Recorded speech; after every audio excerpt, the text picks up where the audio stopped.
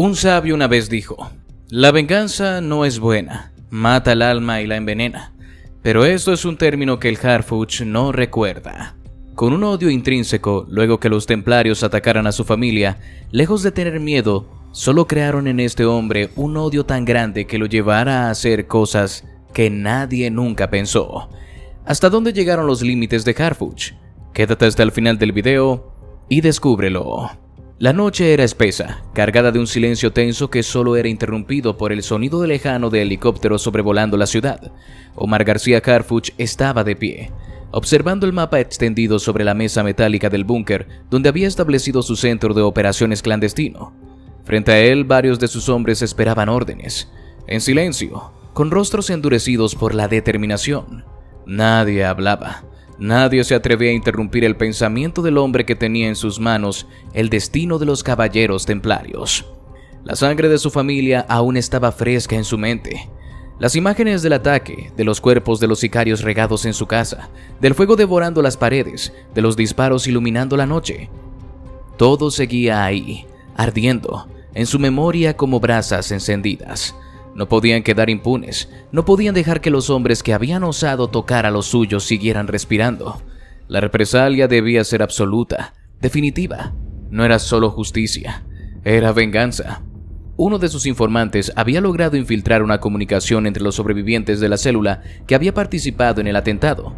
Sabían que los atacantes habían sido enviados por un mando clave de los templarios. Don Ángel, un viejo narcotraficante que había sobrevivido a los cambios de poder en Michoacán, que aún conservaba hombres y recursos, que no había aceptado la caída de su organización y que buscaba desesperadamente demostrar que los templarios todavía podían infundir terror.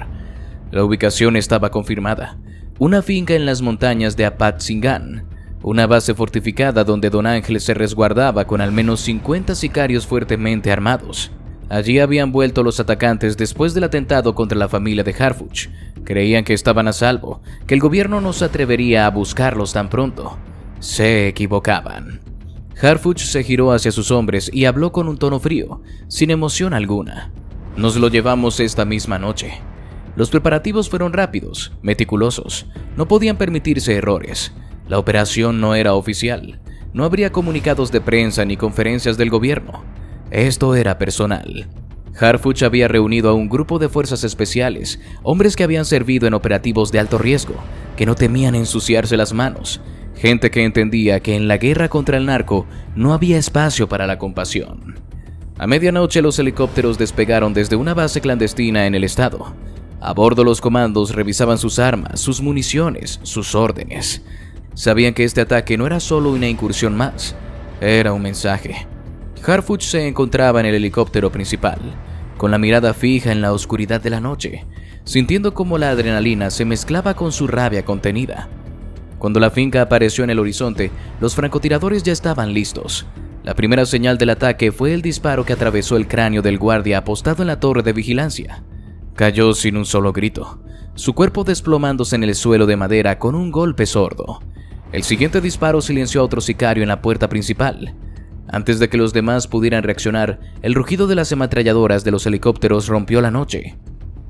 Los sicarios entraron en pánico. Algunos intentaron correr hacia sus camionetas, pero el fuego desde el aire los alcanzó antes de que pudieran siquiera encender los motores. Otros disparaban a ciegas hacia el cielo, sin poder ver a sus atacantes. La finca, que había sido un refugio seguro durante tanto tiempo, se convirtió en un campo de muerte en cuestión de segundos. Los comandos descendieron en equipo, con precisión quirúrgica, moviéndose como sombras entre el caos. Cada disparo era letal, cada movimiento estaba calculado. La finca estaba en llamas, los gritos de los sicarios resonaban en la oscuridad. Algunos intentaban refugiarse en el interior de la casa principal, esperando hacer una última resistencia, pero Harfuch ya había previsto eso. «Traigan los explosivos», ordenó mientras avanzaba entre los cuerpos. Un par de soldados colocaron cargas en las puertas reforzadas. Con una detonación ensordecedora, la entrada fue reducida a escombros. Dentro de la casa, Don Ángel estaba atrincherado con los últimos de sus hombres. Sabía que no tenía escapatoria. Las balas perforaban las paredes, el polvo flotaba en el aire espeso con el olor a sangre y pólvora. Cuando la primera oleada de soldados irrumpió en la sala, Los sicarios abrieron fuego con desesperación, pero fueron silenciados en segundos. Harfuch entró último, con calma, con la seguridad de un hombre que ya había ganado. Sus botas crujieron sobre los casquillos esparcidos en el suelo cuando se acercó a Don Ángel, quien estaba en una esquina, su pistola vacía en la mano, respirando con dificultad. «Así que este es el gran Don Ángel», murmuró Harfuch, observándolo con una mezcla de desprecio y satisfacción. El viejo narcotraficante lo miró con ojos furiosos, pero no dijo nada. Sabía que su destino estaba sellado. «Mandaste a tus hombres a matar a mi familia», continuó Harfuch. «Pensaste que ibas a salir impune». ¿Hasta dónde puede llegar la venganza y odio del Harfuch? Don Ángel escupió al suelo. Su último acto de desafío. Harfuch lo observó por un momento y luego asintió con la cabeza. Uno de sus soldados levantó su rifle y disparó. La cabeza del narcotraficante estalló contra la pared, dejando un rastro de sangre en la madera ennegrecida por el fuego. El silencio se apoderó de la finca. Solo quedaban los últimos rescoldos del combate. El crepitar de las llamas devorando la estructura, el olor a muerte impregnándolo todo. Harfuch exhaló espacio, sintiendo cómo la rabia dentro de él comenzaba a disiparse. Entre los cadáveres regados en el suelo, unos pocos hombres aún respiraban, algunos heridos, otros en estado de shock, con la mirada vacía de quien ha visto el infierno y ha salido de él solo para caer en una condena peor. Ellos no habían muerto en la masacre, pero su destino era mucho peor que la muerte. Los comandos los sacaron de entre los escombros, y los escombros con la brutalidad propia de quienes no veían en ellos hombres, sino alimañas. Les ataron las manos a la espalda con bridas de plástico que se clavaban en su piel. Les vendaron los ojos y los subieron a los camiones militares, como si fueran sacos de carne inservible. Algunos gemían por el dolor de sus heridas, otros intentaban mantenerse firmes, pero la humillación ya había comenzado. No eran más que despojos humanos a merced de la justicia de Harfuch. El trayecto a la prisión fue largo y silencioso. Ninguno de los prisioneros habló. Sabían que cualquier palabra, cualquier intento de defenderse solo les traería más castigo. En el interior de los vehículos militares solo se escuchaban las respiraciones entrecortadas de los capturados y el murmullo de los soldados que los custodiaban. Algunos de los militares les escupían insultos entre risas secas, llamándolos cobardes, escoria, perros sin dueño. Los golpes ocasionales con la culata de los rifles no eran más que recordatorios de que su sufrimiento apenas comenzaba. Al llegar a la prisión de máxima seguridad, los camiones se detuvieron con un chirrido metálico. Se abrieron las puertas y la luz del sol golpeó los rostros pálidos de los prisioneros. Sus ojos parpadearon, cegados tras horas de oscuridad, pero no tuvieron tiempo de adaptarse. Antes de que pudieran comprender dónde estaban, los soldados comenzaron a sacarlos a empujones, lanzándolos al suelo polvoriento como si fueran sacos de escombro. Uno de ellos, aún mareado por la pérdida de sangre, cayó de bruces y se quedó inmóvil. Un guardia se acercó y le dio una patada en las costillas. «¡Levántate, maldito perro!», gritó. Los demás siguieron la orden, aunque sus piernas apenas lo sostenían. Estaban frente a la entrada de su peor pesadilla, un lugar donde el cártel no tenía control, donde no había aliados ni dinero que comprara favores. Aquí no eran sicarios, no eran soldados de Don Ángel, no eran nada. Los guardias de la prisión, hombres endurecidos por años de lidiar con criminales que se creían intocables, los esperaban con los brazos cruzados, impacientes. La orden ya estaba dada.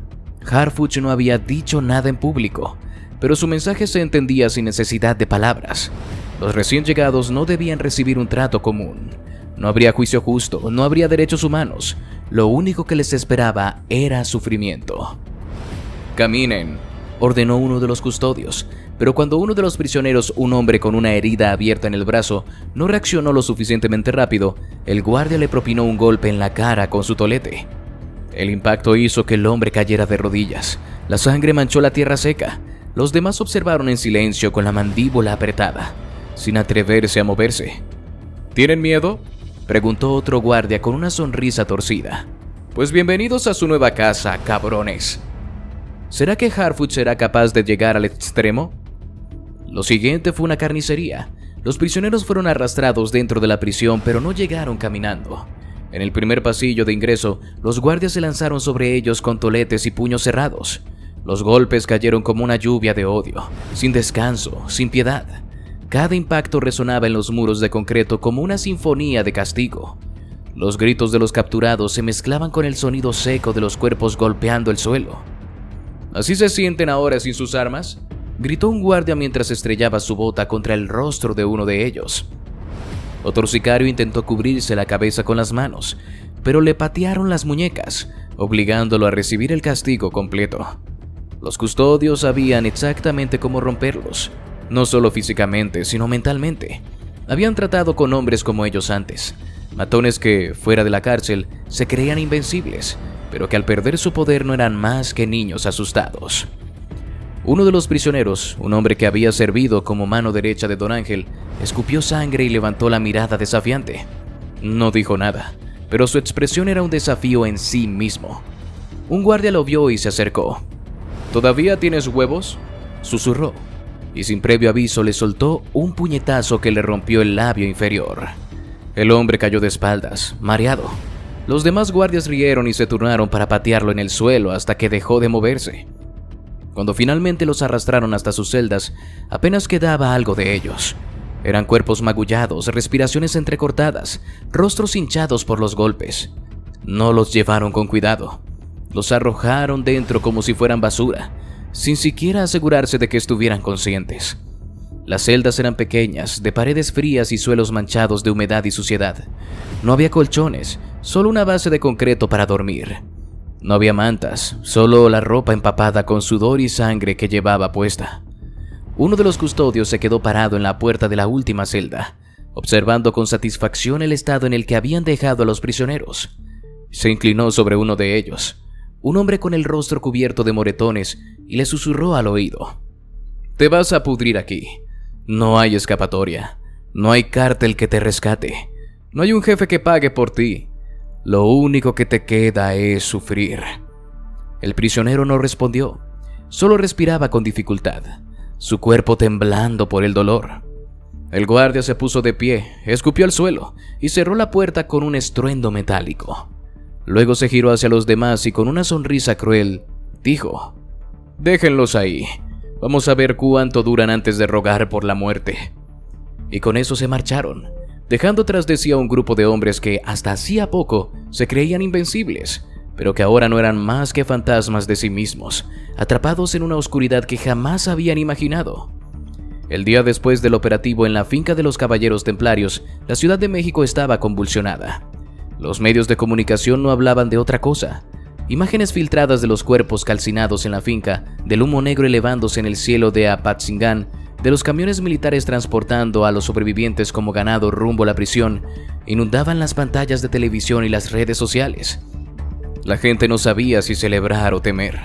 Algunos lo llamaban justicia, otros una masacre. Y en medio de todo, en el centro de esta tormenta, estaba Omar García Harfuch.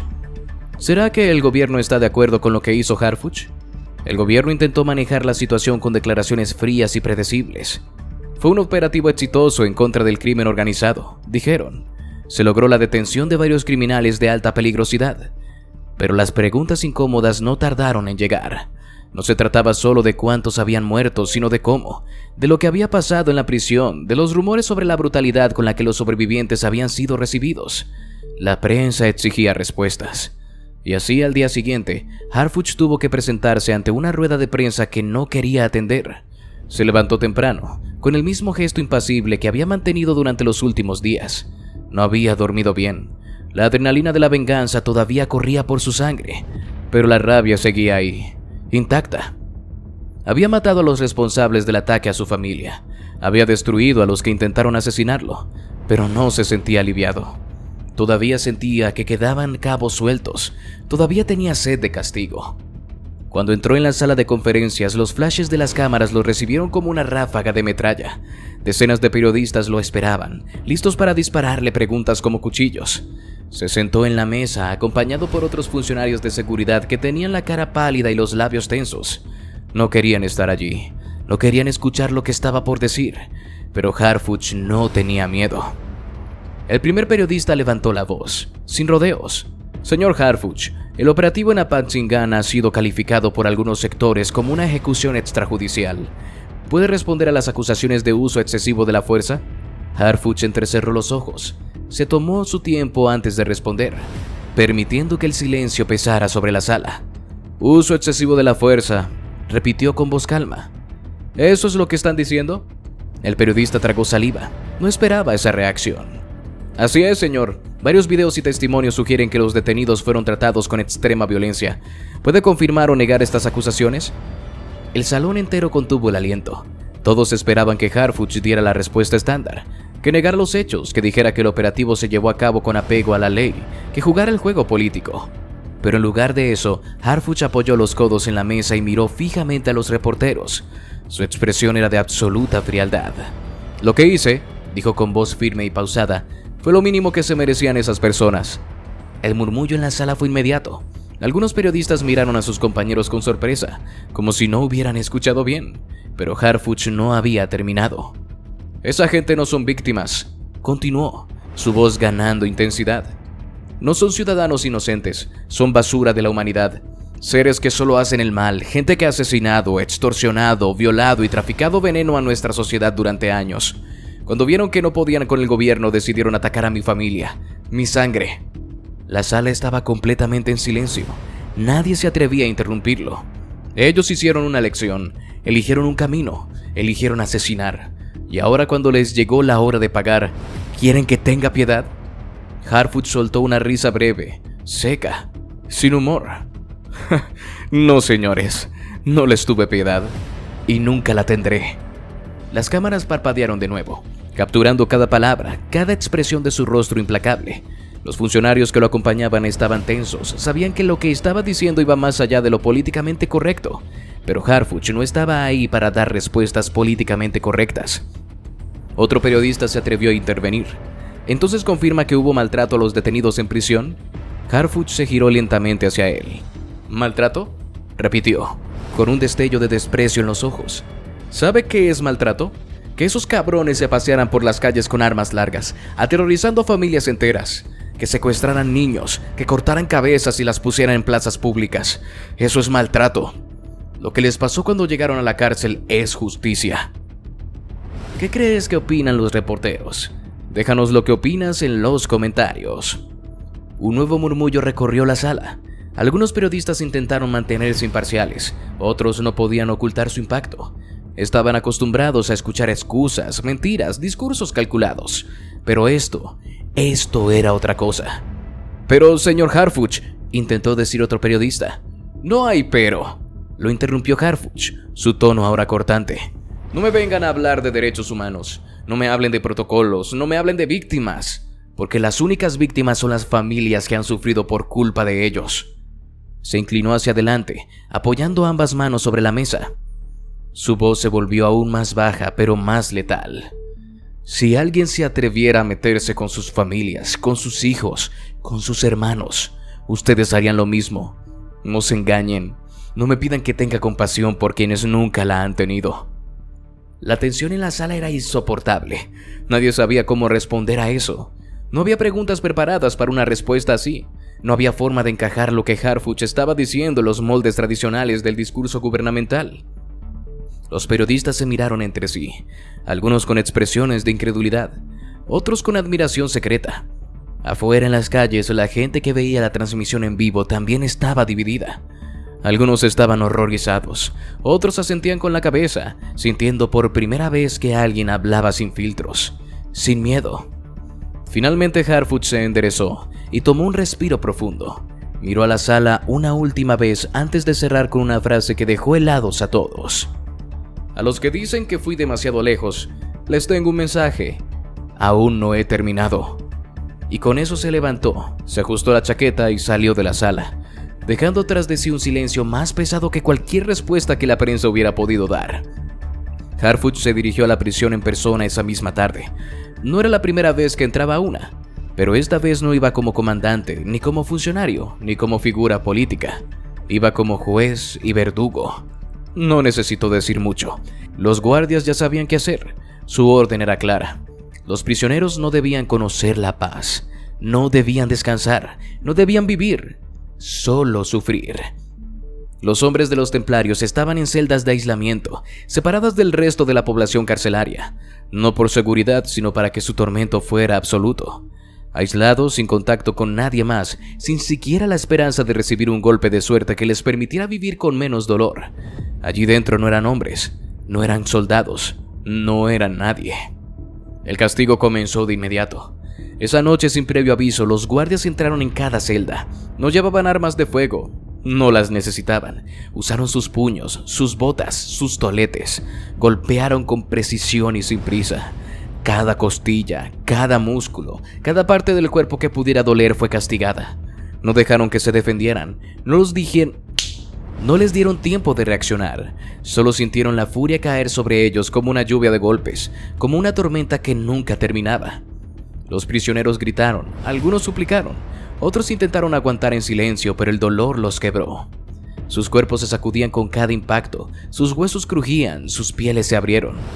La sangre se mezcló con el sudor, con las lágrimas, con el polvo del suelo inmundo, y cuando los guardias se cansaron de golpearlos, los dejaron ahí, tirados en el suelo, jadeando, temblando, esperando la muerte que nunca llegaría. Pero eso no fue suficiente. La comida les fue retirada. Durante 2 días completos no probaron un solo bocado. No les dieron agua, no les dieron ni una migaja. Nada. Al principio trataron de aguantar. Sus cuerpos aún tenían reservas de energía, pero cada minuto se hacía más largo. El hambre se convirtió en un dolor punzante, luego en una desesperación absoluta. Algunos intentaron lamer la humedad de las paredes, otros recogieron las gotas de sudor que caían de sus frentes, pero no había alivio. Cada respiración se sentía más pesada, cada pensamiento más borroso. El hambre los hizo débiles, pero el miedo los destruyó. Los guardias jugaban con ellos, les dejaban comida frente a sus celdas, solo para quitársela antes de que pudieran alcanzarla. Les llevaban vasos de agua y los derramaban en el suelo frente a sus ojos. Los insultos eran constantes, no había un solo momento de silencio. Siempre había alguien riendo, escupiendo sobre ellos, recordándoles que no valían nada. Algunos de los guardias orinaban en el suelo de sus celdas y les decían que si tenían sed, podían beber de ahí. Otros les susurraban que los matarían mientras dormían, que sus cuerpos serían arrojados en un agujero sin nombre. Los prisioneros comenzaron a quebrarse. Uno de ellos, el que había sido mano derecha de Don Ángel, intentó resistir más que los demás. Intentó mantenerse firme, pero después del tercer día sin comida, sin agua, sin descanso, su cuerpo colapsó. Se desplomó en su celda, temblando como un animal moribundo. Los guardias lo arrastraron fuera, lo sentaron contra la pared y lo obligaron a mirar a los demás. «Míralos, cabrón», le dijo un guardia. «¿Crees que eres fuerte? ¿Crees que puedes aguantar?» Le arrojaron un pedazo de pan. El hombre lo miró con desesperación, pero cuando intentó alcanzarlo, uno de los guardias le pisó la mano con fuerza. «No tan rápido, perro». El hombre gritó del dolor. Los huesos de su mano crujieron bajo la bota del guardia. El pan se quedó ahí, a centímetros de su alcance, pero no podía moverse. Solo podía llorar en silencio mientras su cuerpo temblaba de hambre y dolor. Los demás miraban en silencio, no podían ayudar, no podían moverse, solo podían esperar su turno. Harfuch lo observaba todo desde una cámara en su oficina. No necesitaba estar ahí para saber lo que estaba pasando. Había ordenado esto con precisión, con la certeza de que cada minuto que esos hombres pasaban en la prisión debía ser un infierno sin escapatoria. No era suficiente con matarlos. La muerte era demasiado rápida, demasiado fácil. Debían sufrir, debían entender lo que era el verdadero terror. La tortura continuó durante días, las palizas se volvieron rutina. La falta de comida y agua redujo sus cuerpos a sombras de lo que alguna vez fueron. Algunos comenzaron a hablar solos en sus celdas, murmurando cosas sin sentido, atrapados en la locura del aislamiento. Otros simplemente se rindieron, dejando que sus cuerpos se desplomaran en el suelo, esperando el final. Pero el final nunca llegaba. Cada vez que parecían estar al borde de la muerte, les daban un pequeño alivio, un sorbo de agua, un bocado de comida, lo suficiente para mantenerlos vivos, para que la tortura pudiera continuar. Harfuch sabía exactamente lo que hacía. No los dejaría morir rápido. Los haría pagar hasta el último aliento, porque así es como se trataba a la basura de la humanidad. Y cuando uno de los guardias le preguntó cuánto tiempo debían seguir con el castigo, Harfuch simplemente sonrió y respondió: «Hasta que entiendan lo que significa el verdadero infierno». Y así llegamos al final de este video. Si te gustó, te invito a que nos des tu me gusta para seguir haciendo más videos como este, además de que no olvides suscribirte y activar la campanita para que no te pierdas ninguno de nuestros nuevos videos. Te deseo un gran día. Hasta la próxima.